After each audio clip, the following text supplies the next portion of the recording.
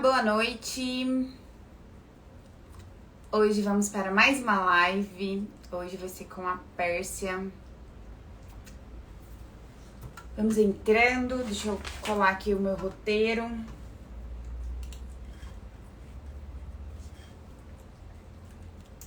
Oi, oi, oi. Sejam bem-vindos.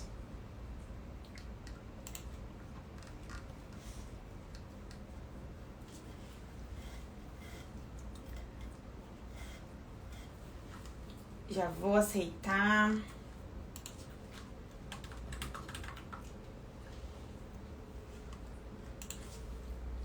Boa noite.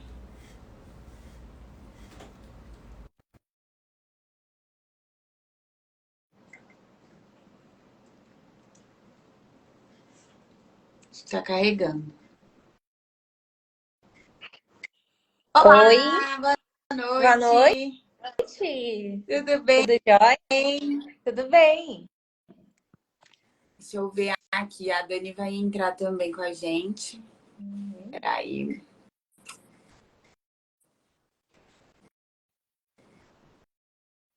A Dani tá presencial aí com vocês? Não, a gente fica separadas. A Dani mora no Mato Grosso, Ah, no interior do Mato Grosso, e eu moro no litoral, né, no Espírito Santo, em Vitória. entendi. A Dani é da onde? Ela é de uma cidade chamada Confresa. Ah, Ela mora lá. Mas eu também sou do Mato Grosso, eu sou de Barra do Garças. entendi. Na verdade mesmo, eu sou do Mato Grosso do Sul. Nasci no Mato Grosso É do Sul. pertinho. E aí eu me mudei para o Mato Grosso. Meu pai é do Mato Grosso, de Barra do Garças, e aí eu me mudei para lá com 11 anos. Eu fiquei lá até terminar a faculdade, né? Então, eu estudei, fiz engenharia de alimentos na UFMT lá. E aí depois eu fui para Goiânia, morei lá 10 anos. E aí eu mudei para cá porque eu vim acompanhar meu marido, né? Ele veio e aí eu vim junto. Teve jeito. Eu E quase fiz lá em Barra do Garça. é mesmo? Quase. E você entrou em que ano na faculdade? Eu entrei em 2010. Você ia ser nossa caloura. É, Que eu e a Dani entrou em 2008. Aí a gente estudou junto. foi em 2010. Que eu tinha as duas opções, porque na verdade eu estava em Sinop, na época que Sei. eu fiz vestibular. E daí eu tinha as duas opções, a Barra do Bugres ou Barra do Garça. Só que aí Barra do Bugres ficava mais perto e ficava ali perto de Cuiabá. Daí eu tentei Barra do Bugres, passei, falei, não, vou ficar por aqui mesmo, não ia ficar muito longe. Caramba. Sinop é Barra A do Garça. Dani, ela foi pra Barra do Garças transferida. Se eu não me engano, deixa ela entrar aqui e vai tirar uma dúvida pra gente. Porque no primeiro ano ela não tava, né? No meu primeiro ano, ela entrou depois. E ela estudou em Barra do Bugres também. Eu tenho uma outra amiga, Isabela, de Barra do Garças também, que estudou lá, em Barra do Bugres, também engenheira de alimentos. É, por sobrenome talvez eu É, conheça. Porque tem também muita é gente. um ovo, né? Então. Ô, Dani, não tá aparecendo aqui pra mim sua solicitação. Você pode mandar de novo, por favor? E hoje você fica onde, Pérsia? Você mora onde? Hoje eu tô em Curitiba. Eu moro em Curitiba. Uhum. Fui muito aí em Curitiba já, trabalho. Fui na fábrica fazer panetone. Na verdade, é do ladinho aí, né? Acho que são José dos Pinhais, se não me engano. Aonde? Do lado de Curitiba aí. Qual que é a cidade grudadinha aí? Tem São José, tem São José É dos Pinhais, tem São Pinhais. José Mas qual é o nome da dos Pinhais. fábrica? Foi a que faz aquele panetone de Roma. Não conheço. Mas aqui Mas tem várias é, indústrias, tem vários segmentos industriais aqui. eles têm várias marcas. Aham.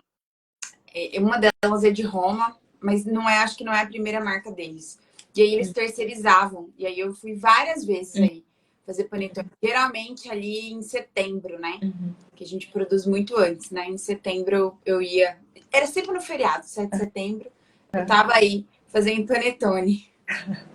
Eu já começava a desenvolver em setembro ou começava a desenvolver antes? Começava a produzir em setembro. Ah, tá. Produzir Eu em desenvolvimento bem setembro. antes, né? Era produção já. Aham. Porque a distribuição ela é demorada, né? Uhum. Então, a cadeia logística não é tão eficiente. E aí acabava a gente produzir em setembro para já entrar ali em estoque na próxima semana, sei lá, até dia 15 de setembro, mais ou menos, para conseguir estar nos mercados em novembro. Uhum. Por essa questão de transporte, se for principalmente para a região norte, né? Demora muito, enfim. Mas eu já fui várias vezes aí. Não consegui conhecer muita coisa da cidade, não, porque a gente fica só dentro da fábrica, né? Em Mas eu função amei. do setor produtivo. Eu amei produzir panetone. Amei. Pra mim é uma das fábricas mais gostosas, assim. Eu prefiro, acho que, panificação do que chocolate. Eu tô com um projeto que não sei se vai entrar, se der tudo certo, mas o cliente também tá prometendo que vai entrar esse projeto. E eu já falei pra ele, olha, se você quiser uma fórmula exclusiva, né, você já tem que começar de agora, porque o tempo voa, né? Já estamos no mês de março, então acho que assim, né, dezembro parece que tá longe, né, mas para um panetone, né, o nível de complexidade já vai lá em cima, então. Não dá, tem que ser feito antes. É. Porque a gente, na verdade, os desenvolvimentos acabam que eles aconteciam entre 6 e 8 meses antes. Glória a Deus, Dani. Oi! Oi, tudo Tava bom? tentando entrar pelo outro perfil, não deu certo. Na verdade, Dani, eu tô achando que eu que comi bola aqui, viu? Se você quiser ir pelo outro, não sei o que você prefere, mas. Não, pode ficar aqui, porque daí eu não sei o que Porque aqui aconteceu. agora apareceu os dois. Aí eu tentei Ah, tá. aceitar o da consultoria, não deu, mas acho que dá certo aqui também. Olá, Pérsia, Oi, tudo bem? tudo bem? Prazer. Joia. De Ouvi joia. o início da sua conversa. Eu era da turma da Camila Paglarini. Ah, sim, eu conheço. Camila tá lá ainda em Barra do Bugres. É uma das minhas melhores amigas. Tenho um amor pela vida da Camila. Mas, Rô, eu fiz outro vestibular. Ah, então. Mas você entrou depois, né? Acho que você foi em 2009 lá pra lá. Não, é porque eu aproveitei matéria. Aí no primeiro semestre eu quase não ia. Então é isso. É. É isso. Mas naquela época não tinha essa facilidade. Então, Aí depois, todo mundo fez outro vestibular. Eu, a Suiane, as outras meninas que Ah, é foram. verdade. A Suiane, como que é a outra? Camila? Camila? Não lembro. Não lembro. Era uma época Muito. mais raiz, né? Não existia muita facilidade, não. O Não. pessoal ia reprovando, jubilando e ia ficando, né? Nossa, E a minha decisão de ir para a UF foi a mesma questão da Pérsia, distância, né? A minha casa ficava muito mais perto de Barra do Garças do que de Barra do Bugres. A diferença, assim, era de... Dá quanto? Uns 800 km, né? Porque eu tinha que voltar para Barra para vir para cá. Meu Deus. Então, de Barra do Bugres a Barra do Garças, eu acho que dá uns 800, 700, 800. é muita coisa. É É. isso. Então tá. Considerando estradas do Mato Grosso também. Não, gente, mas não compara com o Espírito Santo. Aqui, você vai andar 100 quilômetros, você vai demorar 2 horas, 2 horas e meia. Nossa. Sério? É muita curva. A estrada é muito lenta. Você anda numa média de 60 quilômetros por hora. Você não tem esse cálculo de 100 quilômetros uma hora que a gente faz no Mato Grosso, aí em Sim. Goiás, aqui não tem. Aqui é muita curva, é muito perigoso, né? Porque por mais que a gente está no litoral, tem uma região de serra muito próxima. Então, aqui você vai lá em 300 quilômetros, dá 6 horas, 7 horas de carro. Nossa. Demora muito. Paciência, né? Nossa, é assim, enfim, ônus e o bônus, né? De morar aqui. É. Mas, então tá, vamos lá. Vamos lá. Ai, gente, boa noite para todo mundo que tá aí. Obrigada pela participação. Eu acho que a gente podia se apresentar aqui rapidamente.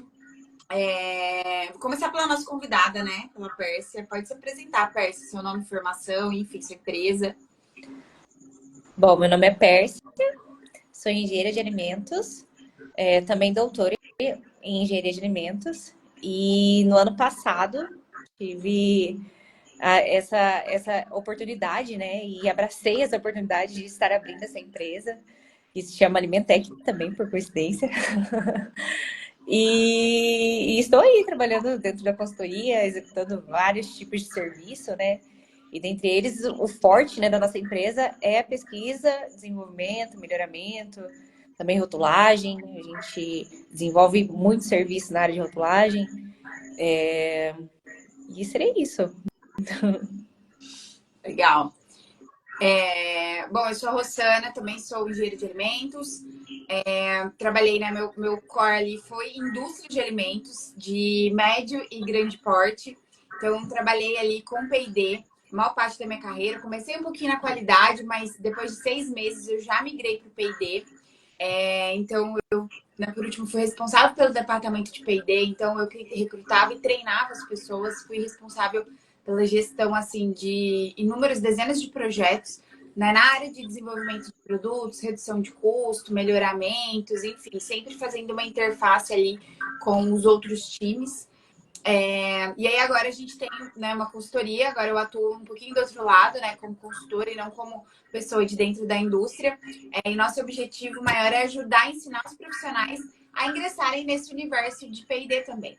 Porque a gente vê que hoje as empresas, elas menores ali, né, elas estão se aventurando em novos produtos, desenvolvimentos, e não tem ali um time técnico que consiga desenvolver, porque não somos tantos engenheiros, né? Ou às vezes os nutricionistas ali não têm ainda esse conhecimento técnico, né, adquirido, porque o foco deles acaba sendo um pouquinho diferente, né, durante ali a graduação e a formação. Então agora, né, tem uma empresa e nosso objetivo é esse, uma empresa com nome maravilhoso, que chama Alimentec, que tem esse objetivo de educacional, né, de ensinar as pessoas a desenvolverem produtos ali tecnicamente seguros, né, e gostosos, enfim.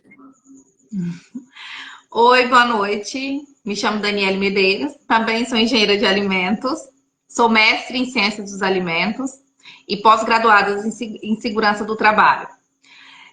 Eu já queria ter feito meu estágio na área de consultoria, mas como a gente falou, nós somos de algum tempinho atrás, consultoria era coisa de outro mundo, teve colegiado, teve tudo, eu chorei, xinguei, mas foi impossível. Ninguém aceitou porque disse que consultoria não era profissão.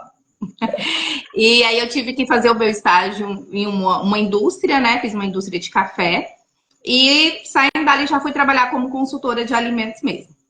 E assim, até hoje trabalho como consultora de alimentos. Fui ali um pouco para o lado da segurança do trabalho. Trabalhei como segurança do trabalho 2 anos. Mas sempre atuando na área de alimentos. E agora eu tô de vez, abandonei mesmo segurança. Quero só usar para ter mais conhecimento, né? Para agregar mais valor ao meu trabalho, para atender melhor o meu cliente. Mas o foco mesmo é alimentos. E junto com a Rô, agora nós temos aí uma nova parceria, né? Com nome lindo, né, Pérsia? Não, foi uma coisa que a Rossana... Você falou não sei o que, não sei o que lá, Pérsia, não era aquela... Dani, você não vai acreditar. Eu falei, nossa, que coincidência. É porque é um nome muito bom. É isso. E aí nós temos esse objetivo, né? Que a Rô falou, a gente tem mesmo esse objetivo. Nosso maior objetivo é fazer esses processos de desenvolvimento de novos produtos. E também nós fazemos rotulagem, né? Boas práticas, manuais. Mas o nosso foco mesmo é trabalhar no desenvolvimento de novos produtos. É isso. E hoje nós estamos aqui com a Pérsia para a gente saber um pouquinho mais sobre ela, né? Sobre esse universo, porque é uma coisa que eu sempre falo, Pérsia, assim, isso eu tive na troca com a Rô, que eu sempre fui consultora, aí eu fazia praticamente boas práticas, né? Manuais, boas práticas, manuais, boas práticas. Aí começou o rótulo, aí rótulo, manuais, boas práticas. E assim, hoje, há X anos, que eu não vou contar para vocês quanto tempo que eu formei, consultoria nem existia. E hoje, o que você mais vê são consultores de alimentos. Pessoas formadas em nutrição, gastronomia, médico veterinário. Então, assim, várias profissões atuando nessa área. E uma das coisas nessas trocas que eu tive com a Rô, e aí a gente falou, não, vamos ter que espalhar isso. As pessoas precisam saber, porque é um diferencial, né, Pérsia? Não, eu sou bem low profile, assim. Eu faço muita coisa, desenvolvo muita coisa, mas eu não tenho um perfil ativo, eu não posto. Tem muitas coisas, assim, que realmente eu não posso postar, porque existe um cronograma de lançamento, então a gente respeita a marca. Então tem toda uma dinâmica e uma ética profissional por trás. Então, já começa por aí. E outra Confidencialidade. coisa, confidencialidade. Então, assim, eu não posso abrir. Só que, em contrapartida, eu poderia, né, estar gravando, estar falando sobre o que eu faço. Porque muitas pessoas falam, Pérsia, mas o que você está fazendo? Porque eu saí da academia, na verdade, eu fui sair da academia no ano passado, foi quando eu terminei o doutorado. Só que até então, eu não sabia se eu iria para a consultoria mesmo ou se eu iria para docência, porque eu fui pro mestrado, depois eu fui dar aula. Então, a minha visão estava voltada para docência.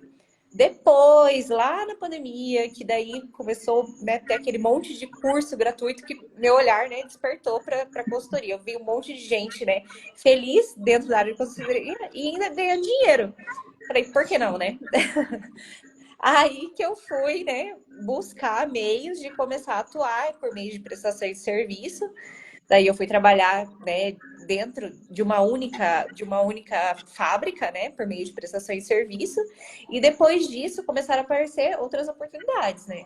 Porque a gente vai, né, ali, né, conversando com fornecedores, vai trocando informação, vai conversando com outras pessoas, conhecendo outros meios e as coisas vão acontecendo. Quando você vê, você está no emaranhado de informações e de pessoas te rodeando, te solicitando. Você fala, poxa, por que não fazer tudo, né, com prestações de serviço, tudo de pouquinho em pouquinho, né? Por que não atender todo mundo? E é isso que eu tô fazendo, na loucura, né? E a gente vive nessa loucura aí, nessa correria do dia a dia. E uma curiosidade, assim, né? Quando você começou na consultoria, você já começou na área de P&D, ou você começou mais em qualidade, depois migrou? Rotulagem. Como é que foi isso, né? Acho que é bem natural, né? Todo mundo começa ali um pouquinho na qualidade. Como é que foi esse processo, né? De migrar para uma área? O que você sentiu dificuldade? Como é que foi? Conta aí um pouco pra gente. Então, eu comecei pela rotulagem, na verdade. Porque veio, né, com a alteração da nova rotulagem. E daí veio uma demanda de uma indústria que teria que produzir, que queria lançar um produto que ela já tinha, né, a formulação. E precisaria, né, de uma profissional que fizesse esses rótulos bem feitos, enfim. Daí buscaram e daí tudo começou a acontecer, né? Só que foi a partir da vivência do setor industrial mesmo, né? Então, assim, dificuldades a gente encontra todo dia. Não tem como dizer assim, né, não tenho mais dificuldade com nada. Porque a cada dia aparece uma coisa nova.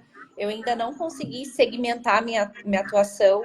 Eu falo assim, né, que hoje o forte da nossa empresa é pesquisa, desenvolvimento, melhoramento, né, de produtos ou de novos produtos, mas foi uma coisa assim, inconsequente, aconteceu, porque muitas vezes o que acontecia, né?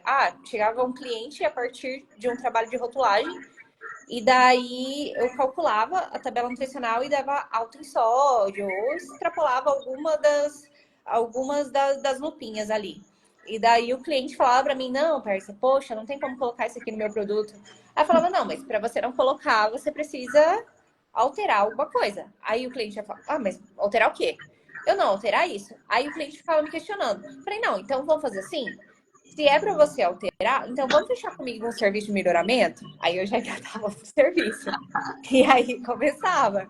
Então, assim que as coisas passaram a acontecer, porque uma coisa passou a levar a outra. E nisso, muitas vezes, por exemplo, o cliente não tinha nem a visão, nem a noção, por exemplo, de aonde encontrar um fornecedor. Então, beleza, quem vai procurar o fornecedor? Aonde que eu vou achar esse ingrediente? Não, pode deixar, vou achar para você. Ou serviço, sabe? Então, as coisas foram acontecendo. Assim, o fato de enxergarmos as possibilidades, né? E as oportunidades, principalmente, porque existem diversas. Eu falo assim, que dentro da consultoria de alimentos eu não enxergo rivalidades, sabe?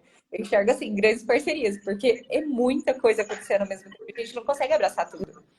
Não, eu também tenho super essa visão, assim, porque eu acho que a gente precisa se ajudar, porque o profissional de P&D, aquele que está de coração aberto ali para desenvolvimento de produtos, ele nunca vai trabalhar com o mesmo produto. Porque imagina, se todo dia trabalhar com pão de queijo, daqui a pouco, assim, você vai ficar sem graça. Essa é a beleza de trabalhar com P&D, é exatamente isso. É você uma hora tá trabalhando ali num macarrão, depois tá trabalhando num pão, depois tá trabalhando num suco, né? E eu na indústria pude vivenciar isso muito, né? Porque eu trabalhei com mais de 35 categorias de produtos salgados e doces e produtos saudáveis. Então, e visitando fábricas, né? Conhecendo fábricas, e cada produto é um universo. E aí, a gente conseguir ter algumas estratégias ali técnicas, né, para você conseguir enxergar aquele produto tecnicamente, conseguir fazer os ajustes ou verificar, né, as coisas, validação, né, validar ali o que é necessário, realmente traz bastante segurança, mas não tem como ser um manual de A até Z para todos os produtos iguais. Cada produto é um universo, né? Mas eu fico pensando assim um pouco, que a minha carreira eu fui muito ali na indústria, tive profissionais assim excelentes que participaram e me ajudaram, né, nessa minha formação aí nessa década. Fornecedores também, eles são cruciais, né, ali no nosso desenvolvimento. Mas eu tive um suporte, né, muito grande ali. Então, com uma equipe, com várias pessoas, uma equipe multidisciplinar, uma fábrica grande, você vai ali conversar com um, conversar com o outro, enfim. E aí tem um suporte. Eu imagino que quando você vai para a consultoria, que você comece esse desenvolvimento, assim, deve dar uma insegurança ali, um pouco técnica. Não você sentiu isso? Como é que foi? Dá uma insegurança, só que é uma insegurança que nós não podemos ter, de fato, né? Porque quando o cliente chega até nós, ele já chega com 1000 inseguranças. Então, nós temos que nos mostrar seguros o suficiente e mostrar para ele que aquilo ali vai dar certo. De alguma forma ou de outra, eu falo para meus clientes, vai dar certo. Às vezes não pode ser 100% da forma como você espera, mas vai dar certo, eu vou fazer dar certo. Então, primeiro de tudo, eu tenho que passar isso para ele, né? Então, por dentro, às vezes eu tô me tremendo. Às vezes chega projeto assim que eu falo, meu Deus do céu, como é que eu vou fazer isso? O cliente vai dar conta. Vou, não sei. Eu deito a cabeça no travesseiro e eu fico pensando, né? Aí, de repente, de madrugada, dá uns insights, assim, eu vou, mexo no celular, pesquiso, anoto. Mas assim, eu acho que faz muito parte da nossa dinâmica, assim, de desenvolver. Porque nós não vendemos um produto pronto, né? Nós temos que pensar em todo o de trás. E essa parte da insegurança de passar para o setor industrial também tem. Só que nós temos que ir quebrando barreiras, de certa forma, também, né? Porque também existem barreiras com as indústrias que vão produzir. Então, nós vamos quebrando devagarzinho, e nós vamos nos infiltrando naquele meio ali. Porque é outro passo, né? Desenvolver aqui dentro do escritório e depois replicar para o setor industrial. Que é o outro desafio. E assim, né, Pérsia, quando o cliente vai procurar um consultor de alimentos, eu estava conversando isso com a Rô, né, terça-feira, que quando eles vêm nos procurar é porque ele já não sabe mais o que fazer, que ele já está precisando de ajuda. Se ele soubesse fazer o rótulo, ele ia fazer o rótulo, entendeu? Então, assim, nós consultores temos que nos comportar dessa maneira. Não, eu vou te ajudar, pode ficar tranquilo, eu sei, eu vou resolver. Porque ele já vem de lá para cá, assim. E uma das coisas que você falou lá no início é que não pode estar falando muito, né? Enfim. Só que eu e a Rô, é uma coisa que a gente está tentando fazer falar mais sobre a nossa profissão, falar mais sobre isso. Ó, nós fazemos isso, ó, nós existimos, estamos aqui. Você não precisa ficar perdendo sua cabeça aí. Na hora que você tiver ideia, pode nos procurar. Porque o que acontece? O que foi que você disse ali no início? Eu ia fazer o rótulo, aí eu observava um ponto, ou seja, o produto dele já estava pronto. Seria muito mais fácil se eles nos procurassem quando tivesse a ideia. Né? Para a gente começar já ali um projeto do início. Só que o que acontece? A maioria não sabe que existe isso. Não tem nem noção que tem um profissional para fazer isso. Bem isso. Isso, entendeu? Eles nem sabem que nós existimos, nem sabem que existe alguém para fazer, né? Esse movimento para eles. Então, assim, é uma coisa que eu e a Rô sempre conversamos. Vamos falar muito sobre isso até chegar nas pessoas, e as pessoas precisam saber, né? Que nós estamos aqui, que nós somos capacitados para desenvolver esse produto, né? E que nós temos as ferramentas corretas. verdade, eu acho que eu tenho umas duas visões, assim, macro da minha vida que eu preciso falar sobre, né? A primeira delas é isso, que um produto não precisa nascer torto, ele já pode nascer direito. Por mais que depois que ele nasce torto, a gente endireita, não tem problema. Mas que existe isso, né? Um profissional que está capacitado ali para desenvolver produto. E eu acho que o segundo ponto que eu tenho muito forte em mim é o caráter educativo. Me dói, assim, me sangra o coração quando eu vejo falácias, coisas que não são verdade sobre o universo da indústria, né? Que ele traz muita possibilidade, muita coisa boa. E não só coisas ruins, né? Porque falar alimento industrializado, a pessoa já me pensa numa salsicha, mas existe um universo do minimamente processado a uma fórmula infantil ali. Então, eu acho que eu tenho muito forte, assim, a Alimentec, ela tem isso de querer trazer informação também.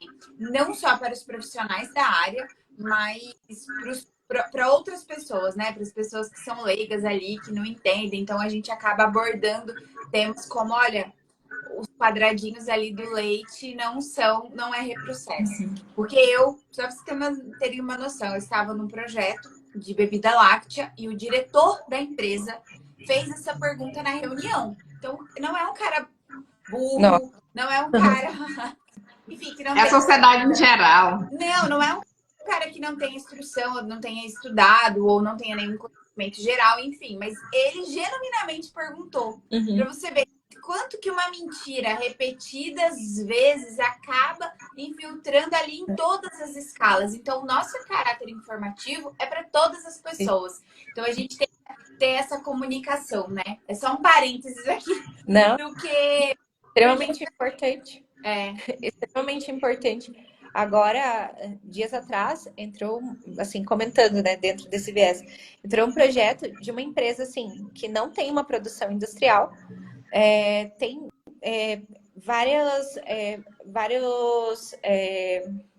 ela tem uma sede e tem várias filiais, né? Em que ela produz molhos e daí ela manda para as filiais. Daí ela começou a ter problema com o shelf life, chegou até nós para pedir para aumentar o shelf life, que é o trabalho que a gente desenvolve aqui.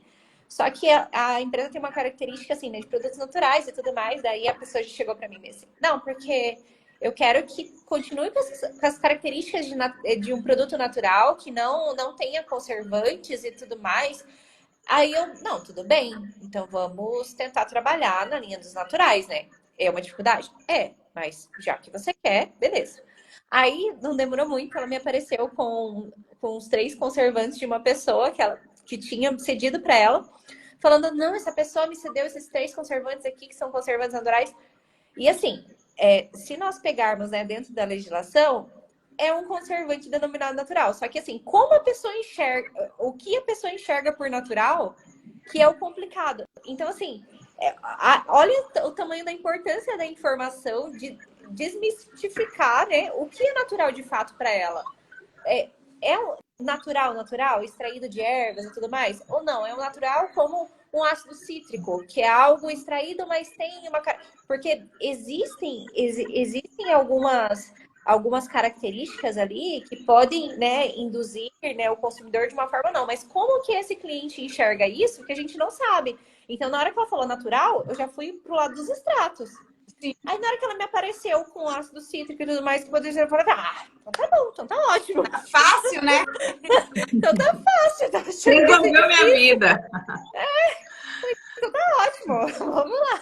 Vamos pro ácido cítrico, ácido ascórbico, já que você está com essa visão. Mas assim, né, é que a gente não... É a falta de informação realmente, né? E é uma pessoa que já tá ali trabalhando, né, com aquilo ali, mas é uma informação que não chega para todo mundo, realmente.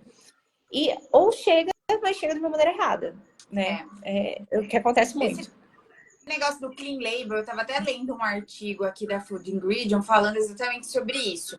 Mas eu queria fazer um post sobre isso, mas eu acho que eu tenho uma visão meio polêmica sobre Clean Label. Com certeza. Porque Clean Label, então, é total enganação ao consumidor. Porque você me falar que uma stevia é melhor que uma sucralose... Mas não existe glicosídeo de steviol pronto na natureza. Você vai fazer uma extração ali, que existe um processo químico envolvido. Uma sucralose vem da sacarose. Também existe um processo químico envolvido. quem que julga, né? Aham. Onde a gente tem esse tribunal aí do que é saudável Também e queria o que não é, saber. sabe? Ah. Então eu tô pensando numa maneira de estruturar isso sem ser assassinado ali na esquina, mas é um negócio que me incomoda, assim, porque existe uma desinformação muito maluca em relação a isso. É. Mas assim, a nossa ideia é exatamente ajudar os profissionais, às vezes até inclusive, Pérsia, em meios de comunicação. Como você se comunicar com o cliente para que você consiga extrair deles tudo, porque o que passa na cabeça de uma pessoa não é o que passa na cabeça da outra.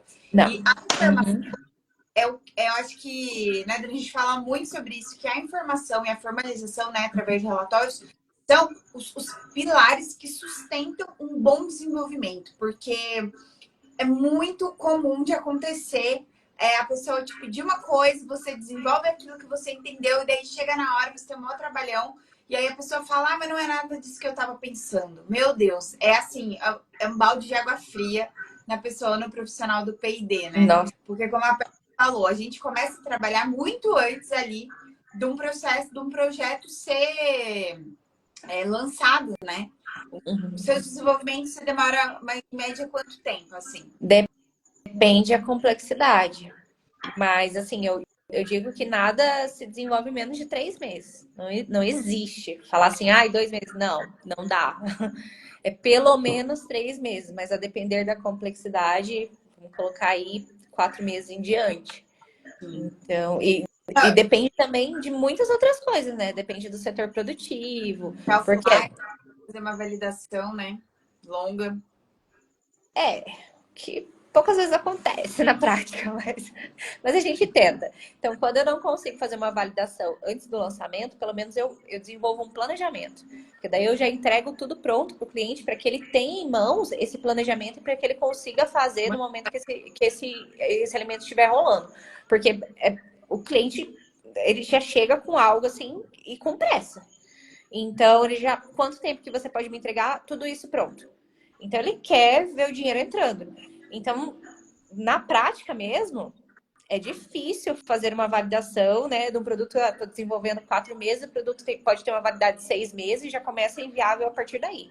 Então, pelo menos, eu entrego esse planejamento, né, a forma como o cliente vai ter que avaliar, faço os indicativos de como que ele vai ter que submeter cada amostra para análise laboratorial, seja ela físico-química ou microbiológica, já passo todo o encaminhamento, porque independente do cliente estar comigo ou não, ele sabe percorrer o caminho dele sozinho. O que também muitas vezes não acontece, porque depois que a gente começa um trabalho com o cliente se torna dependente de nós, porque ele acaba criando tanta segurança naquilo que nós estamos desempenhando, né? E daí as coisas vão acontecendo. Então é um trabalho que vai puxando o outro, aí daí é um cliente que era um contrato de 6 meses, daqui a pouco tá para 12 meses, daqui a pouco tá para 1 ano e meio, e as coisas vão indo, assim. Inclusive, na verdade, essa era a minha próxima pergunta, assim, para você. Hoje, quando você trabalha, né? Você faz um contrato por período, um contrato por projeto, por serviço, isso varia? Como é que funciona? Varia. Depende muito do tipo de projeto, depende muito do tipo de serviço. Então, se é um serviço de desenvolvimento apenas, pode ser fechado, né, mediante um contrato, né, que eu chamo de um serviço pontual.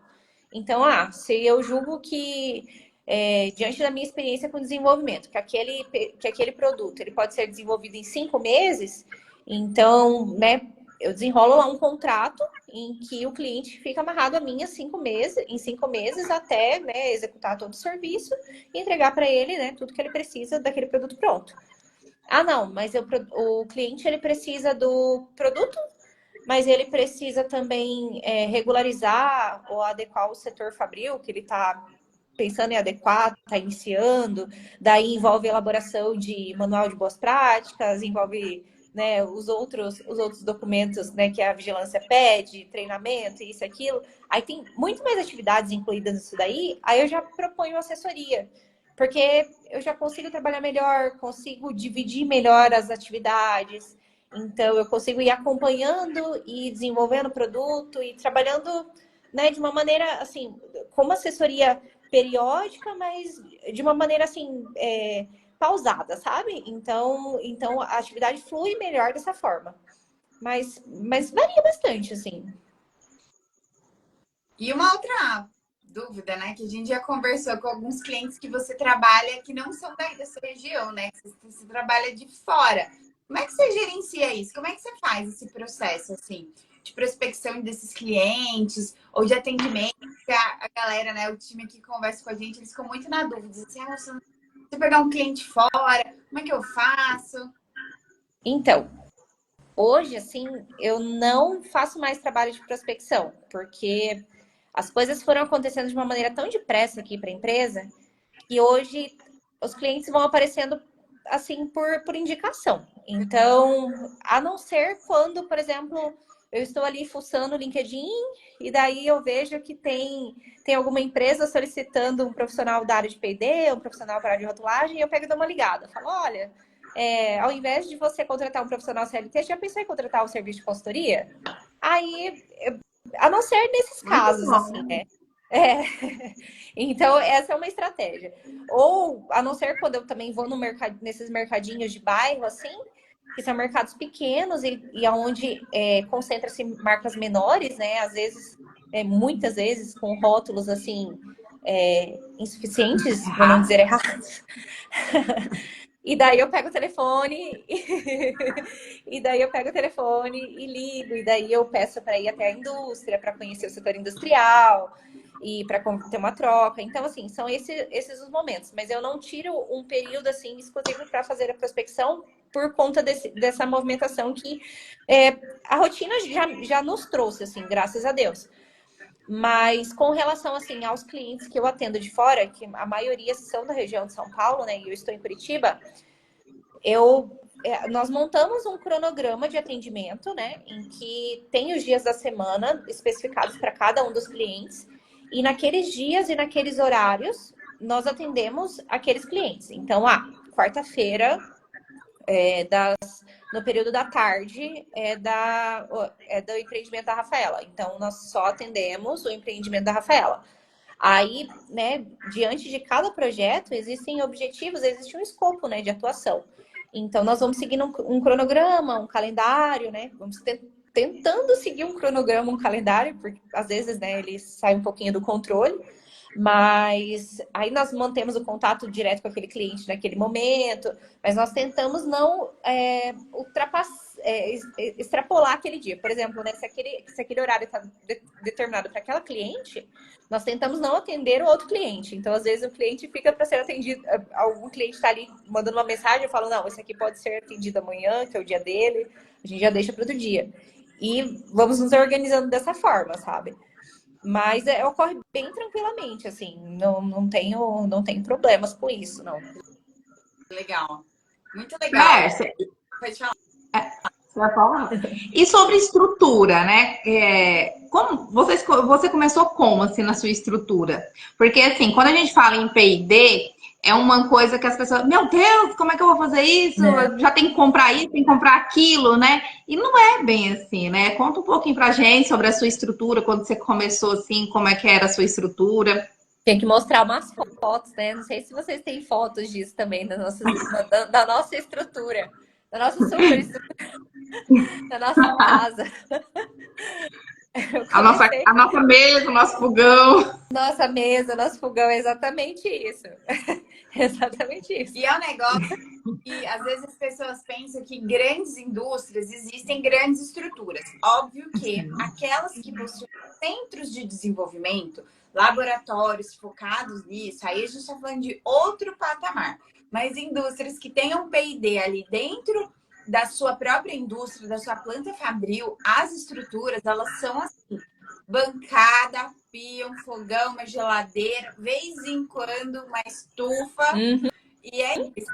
É super simples. Eu até tenho umas fotos da gente desenvolvendo molho de tomate, assim, na panela. E tem que ficar 10 minutos a 80 graus. Então ele fica assim, ó. E aquilo ali, né, espirrando, tem chance de se queimar. E você com o termômetro tentando ali padronizar a temperatura, mas é isso. E eu até falo que a maioria das receitas dos produtos industriais que são sucesso aí no mercado, eles nasceram em alguma cozinha, Sim. né? Alguém ali se aventurou a fazer aquele produto, né, de forma artesanal, muito gostoso, enfim, foi virando um sucesso e aumentando sua produção até chegar numa escala industrial. E é claro que quando a gente chega, a gente tem cuidados diferentes, né, jeitos de fazer um pouco diferentes, mas a estrutura no fim, né, quando você vai produzir um molho de tomate, seja industrial, você vai ter uma panela que fica ali mexendo automático. Tudo bem que ela tem capacidade para 2.000 quilos, mas Sim. é uma panela. Então, não existe muita complexidade nesse sentido, né? Assim, de grandes estruturas. Né? A gente consegue fazer em estruturas pequenas também. Sim, com certeza. Eu comecei em casa. Comecei, assim, quando eu estava dentro da indústria, também não, lá na indústria não tinha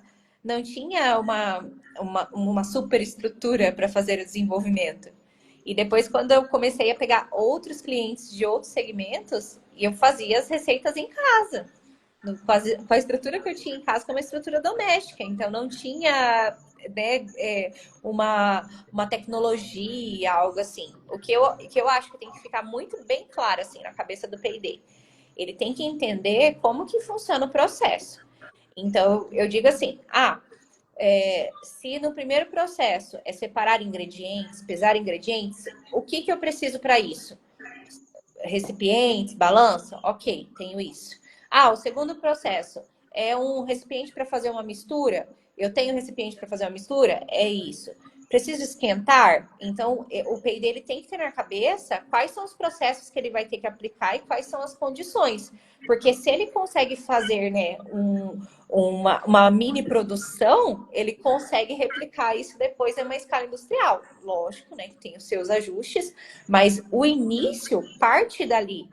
Então, se isso tudo estiver bem entendido na cabeça dele, né, o que ele precisa ter, tem que envasar quente, bala, por exemplo, tem que moldar quente. Se ele tiver isso bem claro, depois, na hora que ele for lá para a indústria, ele vai saber, não, isso aqui vai ter que sair da caldeira assim para ir para o molde assim para depois resfriar. Então, é algo que começa a encaixar os palitinhos na nossa cabeça depois que a gente replica isso para um nível industrial.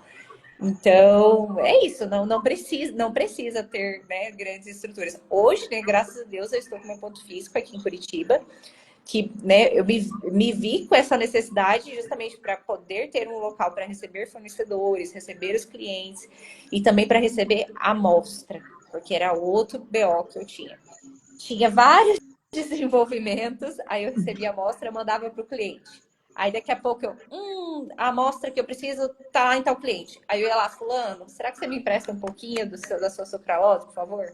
Aí era aquela coisa chata. Agora não, agora todo quanto é amostra eu falo, não, vamos receber lá no escritório, vai ficar lá, vamos centralizar isso, porque é do escritório, é da Alimentec. Então, porque tem ingrediente que também não é exclusivo, né?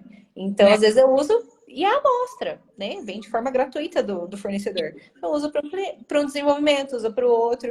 Então, isso me gerava um transtorno gigante. Agora, graças a Deus, resolvi esse BO. E você faz essa homologação de fornecedor também ali para encerrar o ciclo do desenvolvimento? Você já indica também? Indico também porque eu tenho que fechar custo, né? A gente precisa... vocês também... Na hora que a gente está desenvolvendo ali, não tem como desenvolvermos sem trabalhar com target de preço. Porque não tem como ofertar um produto ali para o nosso cliente que não seja comercializável, né? Que não seja rentável. Não. Então, a todo momento, né? Estamos ali desenvolvendo, cotando, colocando na planilha, vendo se aquela adição vai trazer algum benefício ou não vai servir para nada, só vai encarecer, porque é 10 centavos que sobe ali no custo do produto final, isso considerando uma unidade, mas no montante vira aquele estrondo, né, do valor. Então, aí a partir desse controle de custo, aí a gente consegue ir validando os fornecedores, porque daí, né, são sabores, a questão da harmonia com toda a composição e valor. E daí nós fechamos nós fechamos o tripé ali para passar tudo certinho pro cliente, só replicar, na verdade, né? A faca e o queijo na mão, só para Isso, é isso mesmo. Não, eu sou uma entusiasta do cálculo de custo desde o início. Eu, antes de ir para a bancada, na primeira fórmula, tem que estar pronto. Porque não é trabalho perdido. Sim, É fácil você fazer conta do que você fazer protótipo. com certeza. Você gasta ali todas as suas amostras, depois você precisa de amostra, não tem, você gastou tudo ali fazendo um protótipo que você chegou e, enfim, o custo não deu. Então, o custo para mim também tem que estar ali desde o início, né? A gente fazer ali desde o começo esse custo. Com certeza. Outra coisa que também tá pegando hoje em dia, né, é a questão dos valores nutricionais, né? Ah, sim. Então, é porque a partir do momento que nós trabalhamos no desenvolvimento, nós vamos criando um feeling, né? Parecendo um radarzinho. Então, na hora que a gente tá ali desenvolvendo alguma coisa ali que a gente, isso aqui vai dar alto em sódio. Aí a gente já começa, aí eu já volto pra tabela, né? Aí eu volto pra tabela nutricional, já olho para ver como é que vai ficar, para saber do que vai extrapolar, o que eu posso fazer, porque é outro dilema dos dias atuais, né? Que coisa que a gente Não, esse dilema tinha. já começou há uns 7 anos atrás, porque como eu trabalhava com alimentos saudáveis, então já havia uma restrição, porque tinha algumas alegações funcionais, como baixo, sem, enfim, né, o produto diet e tal. Então já existia essa restrição. Então eu aprendi, né, a ter isso, o cálculo nutricional e o cálculo do custo desde o começo. E obviamente que com a lupa agora, né, com a nova legislação ali, o alerta frontal, ele veio para chancelar não só para essas categorias que se diferenciavam, né? Agora para todas, né? Tá todo mundo ali pensando nisso. E eu, recentemente fiz uma tabela nutricional de uma granola exatamente deu alta em gordura saturada, né? E aí ele, ai, Luciana, o que eu faço? Não tem o que fazer. Então, Tem que E é uma questão assim que pouca gente faz isso, né? Hoje em dia eles só vão fazer mesmo o cálculo nutricional lá junto com o rótulo, lá no final já. Né? E é uma coisa que vira e mexe, eu e a Rô, a gente está falando aqui no Instagram, né? Sobre a importância de já começar com os cálculos lá no início, que daí você já vai mexendo na sua formulação. Você pensa, você chegou no sabor, no odor perfeito. Aí você tem que voltar tudo de novo, né? Para poder se encaixar. é outro Não, desenvolvimento, né, praticamente.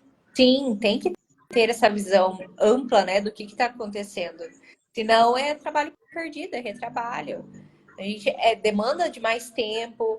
Não, eu realmente eu costumo unir todas essas informações para ir trabalhando em conjunto, porque é assim que eu costumo fazer o trabalho render. Não tem jeito. É muito. E hoje o alerta, ele acaba que, por enquanto, eu acho que ele ainda está causando impacto, mas eu penso que a médio e longo prazo o consumidor vai se acostumar com isso, porque o problema maior é a educação do consumidor e não o produto industrializado. Né? A gente tenta tapar o sol com a peneira ali, na minha visão, que também é um pouco polêmica em relação a isso. Mas eu acho importante, né, a gente ter informação e a indústria se abrir mais, né? Eu acho que esse é meu grande sonho, sabia? São as indústrias se abrirem e mostrarem os seus processos. Mostrarem que, assim, lá no molho de tomate não tem nenhum rato moído lá no meio. Esse pelo de roedor que aparece ali é um fragmento que veio lá, com toda a história, né? Então, que no leite não põe soda lá dentro. Que o que Minha acontece, forma. sabe? Eu acho que a gente, enquanto profissional, assim, sempre que possível, né? A gente precisa pedir isso. E eu dou palestra, eu sou palestrina, rodas de amigos, eu falo, não, gente, pelo amor de Deus. Meu pai, já peguei uma briga com ele uma vez com a história de branco com hormônio. E aí, por conta disso, porque a gente tenta falar, explicar, né? Mas existe uma restrição, porque a indústria ela é muito fechada, né? Ela tem muito medo, eu acho, de se mostrar e você achar que não tem, sei lá, né? Mas os restaurantes vêm nesse movimento de ter cozinhas abertas ali, né? De vidro, para que você possa ver lá dentro. É super legal, e você vai ver que não tá falando ali em cima do negócio, então traz credibilidade, né? E segurança. E o produto industrializado, eu penso que ele tem que ir assim, no mesmo caminho, né? Da gente mostrar e dividir, enfim, é de conhecimento mesmo, né? Sim, com certeza. E na internet, eu estava até conversando isso com a Rô, quando a gente começou esse processo da Alimentec. O que estoura na internet, o que viraliza em questão da indústria de alimentos? As pessoas mortas de cansada ou um rato ali triturado, né? Tudo que você vai procurar, todos os Instagrams, tudo assim, né? A rede social, que dá mais engajamento é esse tipo de coisa. Falei, Rosana, assim, então, de forma assim, que a sociedade, ela tem uma visão muito distorcida sobre o assunto, né? Então, assim, Sim. eles se limitam ali no que é ruim, mas por falta mesmo de conhecimento. Sim. E essa nova rotulagem, o bom dela também é isso, né? Porque vem mais claro, assim. E é uma coisa que eu sempre falo. Mas dentro da nossa família mesmo, né, Rô? A gente tem essa dificuldade. Lê o rótulo, isso não é aquilo. Mas, gente, é uma dificuldade imensa. Direto, eu também tenho esses pega com a família, porque... Nossa Senhora, quando minha mãe lava uma carne, eu quero morrer, gente. Jogar água quente na carne. Oh, meu Deus. É sobre isso. Enfim, né? A gente passa muito por isso.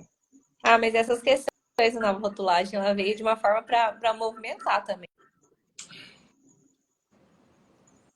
Movimentar. Porque eu vi assim, dentro de casa mesmo, pela minha mãe. Minha mãe não tinha costume também de prestar tanta atenção no rótulo. Ela prestava muito mais atenção em valores, assim, do supermercado do que em rótulo. Sim. Mas agora, com essa questão da nova rotulagem, né? Aí ela já começou a despertar o olhar dela para algumas coisas. Algumas coisas diferentes começaram a acontecer ali de frente, né? Que é a questão da lupa.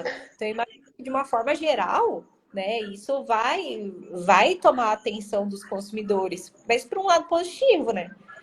Que as indústrias ainda tá com aquele estereótipo de que vai causar, né, uma impressão ruim se meu alimento tiver aquela lupa. Mas não necessariamente. Eu acho que é um ponto de alerta, sim, deveria ter sim. E as coisas vão começar a mudar, né? Eu acho que vai se tornar comum, assim, na visão dos consumidores. Não, e eu no começo eu tava na indústria e quando foi aprovada, a gente assim, choveu 1 milhão de projetos, porque, né? E aí eu fiquei pé da vida, óbvio, porque você quer trabalhar em novos produtos. Você não quer pegar o que tá lá no mercado, né, pronto e tentar ajeitar, né? Então, e aí eu tive essa restrição. E hoje eu já tenho uma visão diferente, porque a indústria por si só, ela não vai querer melhorar o produto. Ela precisa ter uma força que empurre ela para melhorar. E aí vai ser o quê? São os clientes pedindo novas legislações. Então hoje eu enxergo, eu tenho uma visão ali depois de um pouquinho de tempo, uma visão um pouco mais positiva. Não que eu acho que vá resolver o problema, porque a chave, na minha opinião, é a educação e não o rótulo tá ali. Mas eu acho que ela trouxe sim esse motorzinho que começou a empurrar as pessoas. Primeiro, para se preocuparem um pouco mais com isso, e é exatamente o que você disse, da pessoa começar a olhar. Quem nunca pensou sobre isso, de repente está olhando e está preocupado. E as indústrias também pensarem, né? Igual agora, você, enquanto profissional de P&D, vai desenvolver o produto e já fala, pô, isso aqui já está alto em sódio. Deixa eu, né? Apesar que existem alguns estudos que mostram que o maior consumo de sódio é do saleiro da nossa casa, e não de alimento industrializado. Mas a indústria está fazendo a parte dela, né? Então, que eu penso que a educação, junto com alimentos legais ali, né, são a chave. Então, a indústria ela já começa a se preocupar com isso. Isso é muito legal, porque, né, temos alimentos melhores, substitutos, e tira a gente da zona de conforto, né? O profissional dele saiu da zona de conforto. Porque o cara do regulatório, o que ele fez? Ele olhou e falou, então, sinto muito, tá aqui. Agora, o profissional de P&D tem que falar, meu Deus, o que eu vou fazer com isso? Como eu melhoro isso? Né? E tirou a gente mesmo da zona de conforto, colocou a gente para pensar, né? Para trabalhar ali com pesquisa, ir atrás e tentar. E o mercado, acho que começa a se movimentar nesse Aqueceu o mercado, graças a Deus. Graças a Deus para nós. É verdade. Se tivesse todas essas alterações, estaríamos confortáveis, né? Onde nós estávamos, mas tem muita coisa acontecendo. Além das tendências, né? dos segmentos alimentícios, que daí, né, nós podemos citar diversos aí, do mundo dos veganos, enfim, mas essa parte da rotulagem também aqueceu demais o mercado. Então, né, seguimos essa loucura aí, mas é uma loucura muito boa.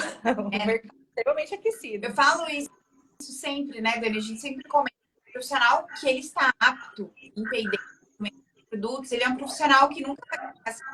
Porque, primeiro, estão surgindo produtos novos, necessidades, tendências, né? O mercado vegano tem um mercado que veio muito forte, né? Então, ele vem sendo trabalhado há alguns anos isso, mas eu acho que agora este ano de 2023, né, 2024, chegou de fato na prateleira, né?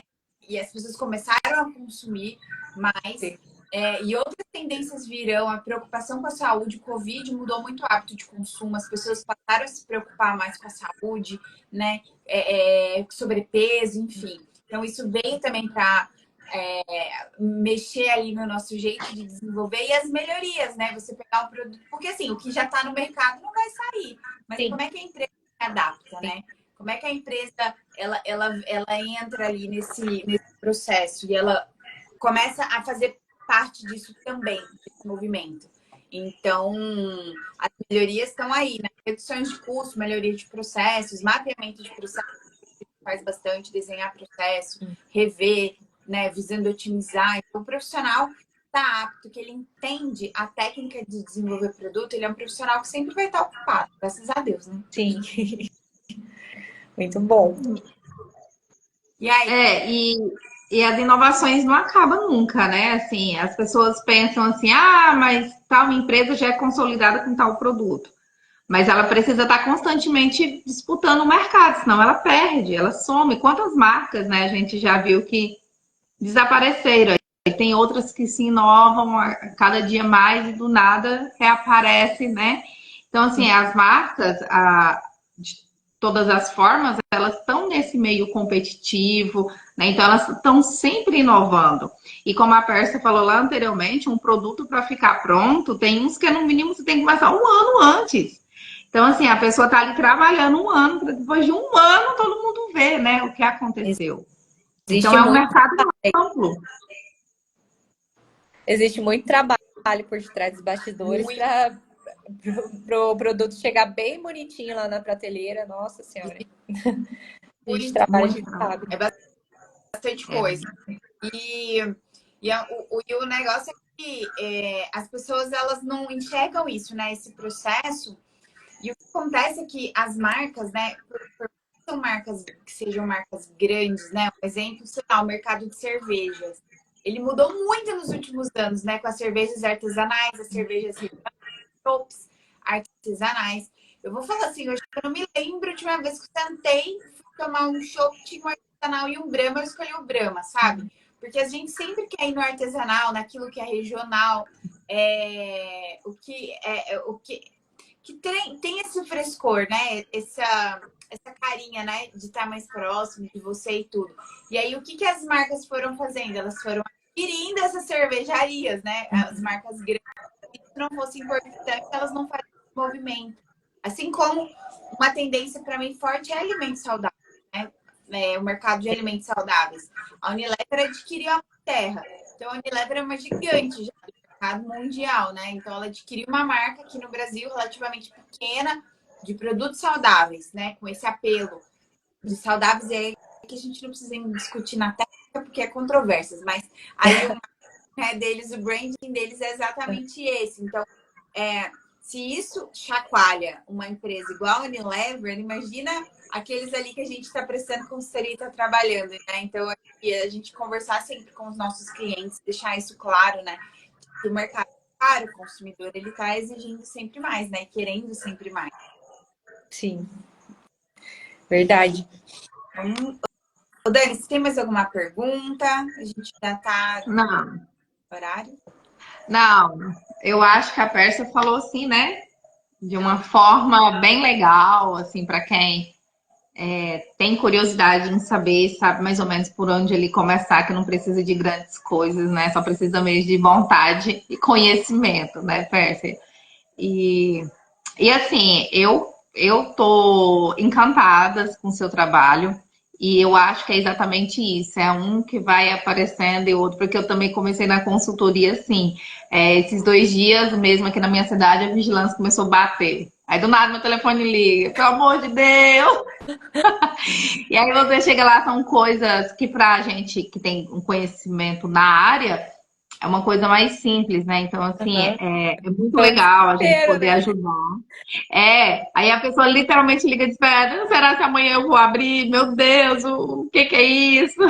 Não, vem cá que a gente. Para aí que eu resolvo. Amanhã, na hora que a vigilância abrir, vamos lá. Entendeu? Então, assim, você trouxe isso pra gente e é muito legal isso, porque muita gente desconhece, né?